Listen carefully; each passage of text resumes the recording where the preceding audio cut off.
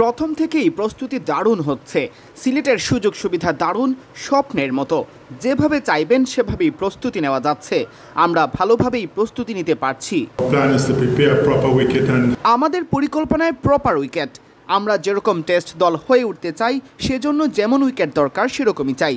Zimbabwe সিরিজের জন্য spin track তৈরি করার প্রয়োজন নেই।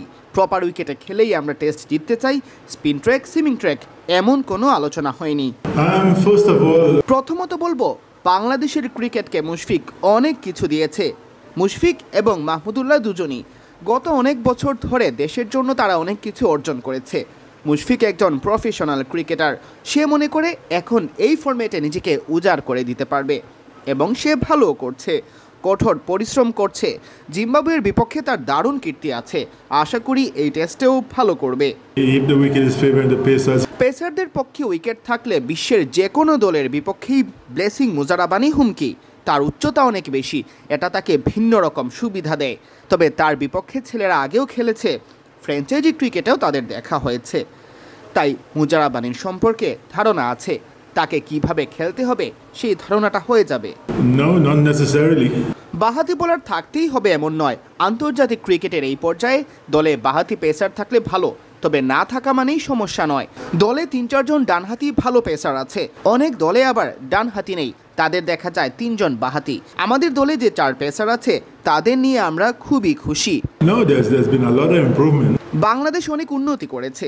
২০০০ সাল থেকে এখন অনেক উন্নত, তবে উন্নতির আরও সুযোগ আছে। আপনি নিজেকে কোথায় দেখতে চান? নিশ্চয়ই শীর্ষ ৩ দলে। আরও অনেক উন্নতির জায়গা আছে, তবে এখন পর্যন্ত বেশ উন্নতি হয়েছে। হোয়াইট ওয়াশ নিয়ে আমি ভাবছি না। আমি সামনের ম্যাচ ধরে ভেবে থাকি। প্রথম টেস্ট আগে জিতি, তারপর সিরিজ জয়ের কথা ভাববো। প্রথম টেস্টের প্রথম দিনটা জিততে চাই। সিলেট পর্ব শেষ করে চট্টগ্রাম টেস্ট নিয়ে ভাববো। এত কিপার, ভালো প্রশ্ন। এখনো সিদ্ধান্ত নেইনি কে কিপিং করবে। কাল আমাদের ব্যাপারটা চূড়ান্ত করতে হবে। তবে এটা বলতে পারি, মুশফিক কিপিং করছে না। নাহিদ রানা এক্স ফ্যাক্টর কিনা, এটা মুজারাবানির মতোই ব্যাপার। তারা তাদের মতো করে ব্যাটারদের বেকায়দায় ফেলতে পারে, যার জন্য প্রায় সব পেসারই মুখিয়ে থাকে। ঠিক জায়গায় বল করতে পারলে অবশ্যই জিম্বাবুয়ের ব্যাটারদের নাহিদ রানা চ্যালেঞ্জে ফেলতে পারে। আমি এখন আর জন্মদিনের উপহার চাই না, তবে প্রথম টেস্ট জিতলে এটা ভালো একটা উপহার হয়ে যাবে। গত 4 দিন ওপেনারদের দেখে ভালোই মনে হয়েছে। আশা করছি তারা ভালো করবে। Today we went out there, the track looked hard, looked really nice, so we look and see what happens tomorrow morning.